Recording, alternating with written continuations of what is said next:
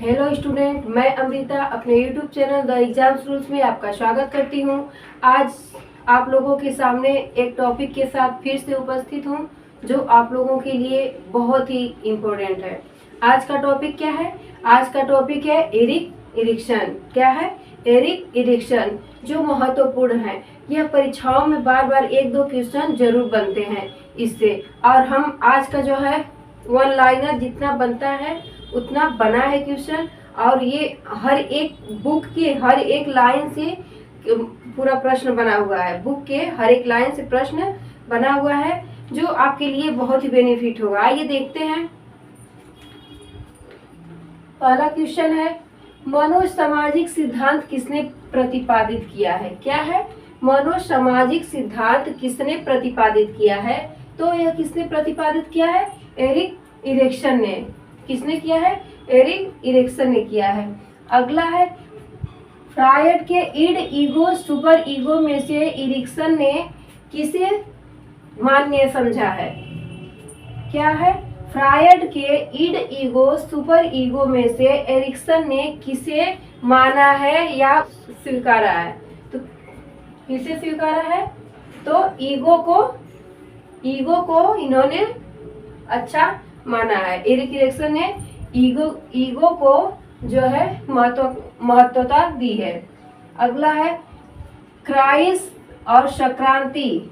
अगला है, क्राइस संक्रांति शब्द किसने दिया है? क्राइस संक्रांति शब्द किसने दिया है? तो क्राइस संक्रांति शब्द किसने दिया है? तो यह एरिक इरिक्सन ने दिया है। अगला है, जैविक और सामाजिक संघर्ष व्यक्ति के जीवन में कभी कभी उत्पन्न हो जाता है। क्या हो जाता है? जैविक और सामाजिक संघर्ष व्यक्ति के जीवन में कभी कभी उत्पन्न हो जाता है, तो उसे क्या कहते हैं? जब मानव के शरीर में कभी कभी क्या हो जाता है? जीवन में कभी कभी उत्पन्न हो जाता है जैविक और सामाजिक संघर्ष। जैविक और सामाजिक संघर्ष व्यक्ति के जीवन में कभी कभी उत्पन्न हो जाता है, तो उस स्थिति को क्या कहा जाता है? तो उस स्थिति को क्या कहा जाता है? संक्रांति कहा जाता है। उस स्थिति को संक्रांति कहा जाता है। अगला है, धनात्मक और ऋणात्मक संक्रांतियां किसने दिया है? अगला है, धनात्मक और ऋणात्मक संक्रांतियां किसने दिया है? तो यह किसने दिया है? तो एरिक इरिक्सन ने दिया है। किसने दिया है? इरिक्सन ने दिया है। अगला है, धनात्मक संक्रांति क्या है? तो बताना है कि धनात्मक संक्रांति क्या होता है। तो यह जो है, जो संघर्ष समाप्त हो जाए, जो संघर्ष समाप्त हो जाए उसे क्या कहते हैं? उसे धनात्मक संक्रांति कहते हैं। अगला है, ऋणात्मक संक्रांति क्या है? बताना है कि ऋणात्मक संक्रांति क्या है। तो वह क्या है? जो संघर्ष खत्म न हो। क्या है? जो संघर्ष खत्म न हो, यानी जो संघर्ष है वो हमेशा होता रहे, खत्म न हो, उसे क्या कहेंगे? उसे ऋणात्मक संक्रांति कहेंगे। अगला है, स्वतंत्रता बनाम लज्जाशील। स्वतंत्रता बनाम लज्जाशील की अवस्था क्या है? तो बताना है कि स्वतंत्रता बनाम लज्जाशील की अवस्था क्या है? तो इसे प्रारंभिक बाल्यावस्था कहते हैं। हम लज्जाशील की अवस्था को इसे प्रारंभिक बाल्यावस्था कहते हैं, जो 1 से 3 वर्ष तक होती है। जो 1 से 3 वर्ष तक होती है। अगला है, परिश्रम बनाम हीनता। क्या है? परिश्रम बनाम हीनता की अवस्था है, तो इसे स्कूल अवस्था कहते हैं। परिश्रम बनाम हीनता को स्कूल की अवस्था कहा जाता है, जो 12 वर्ष तक चलती है। जो 12 वर्ष तक चलती है। अगला है, किशोरावस्था की विशेषता क्या है? तो अगला क्या बताना है कि किशोरावस्था की विशेषताएं क्या है? तो इसकी क्या विशेषता है? तो किशोरावस्था की विशेषता जो है, अहम पहचान बनाम भूमिका संभ्रांति। क्या है? अहम पहचान बनाम भूमिका संभ्रांति है। क्या है? अहम पहचान बनाम भूमिका संभ्रांति किसकी विशेषता है? तो यह किशोरावस्था की विशेषता है, और यह 19 वर्ष तक चलती है। यह 19 वर्ष तक होता है। अगला है, मध्यावस्था की विशेषता है। मध्य वयस्क अवस्था की विशेषता है। तो क्या है? सृजनात्मकता बनाम निष्क्रियता। और यह 65 वर्ष तक चलती है। कितने वर्ष तक चलती है? 65 वर्ष तक चलती है। अगला है इरिक्सन की 8वीं या अंतिम अवस्था की विशेषताएं क्या है?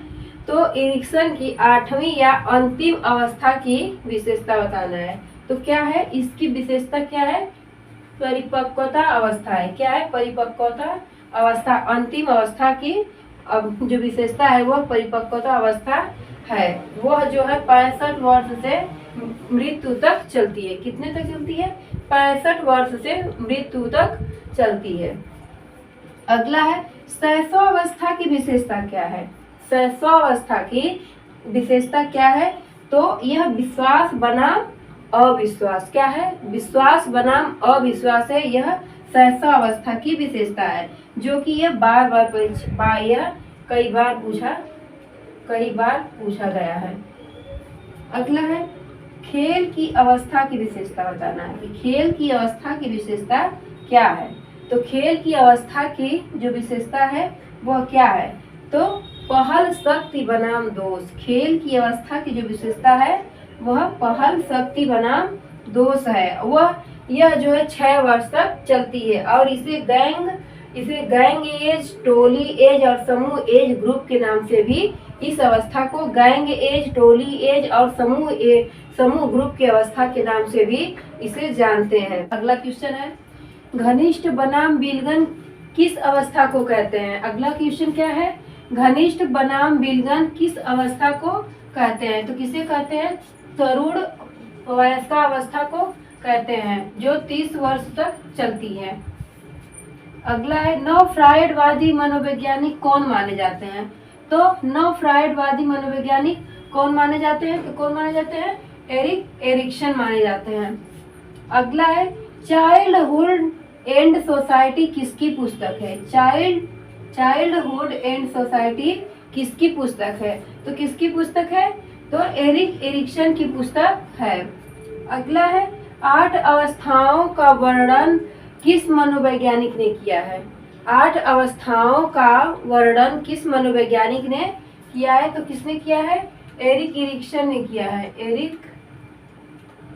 एरिक्सन ने किया है। अगला है कर्तव्य निष्ठता नामक विशिष्ट भावना का उदय होना उनके व्यक्तित्व विकास को इंगित करता है। यह कौन सी अवस्था है? क्या है? क्या कह रहा है? कर्तव्य निष्ठता नामक विशिष्ट भावना का उदय होना उनके व्यक्तित्व विकास को इंगित करता है। तो यह कौन सी अवस्था है? तो यह जो है किशोरावस्था है। कौन सी अवस्था है? किशोरावस्था है, जो पहचान बनाम संभ्रांति या भूमिका होती है। अगला है परिश्रम बनाम हीनता स्कूल फ्रायड के किस अवस्था से मिलती जुलती है? परिश्रम बनाम हीनता यानी स्कूल एज फ्रायड की किस अवस्था से मिलती है? तो यह फ्रायड की किस अवस्था से मिलती है? तो यह अप्रत्यक्ष अवस्था से मिलती है, यानी लेटेंसी अवस्था से मिलती जुलती है।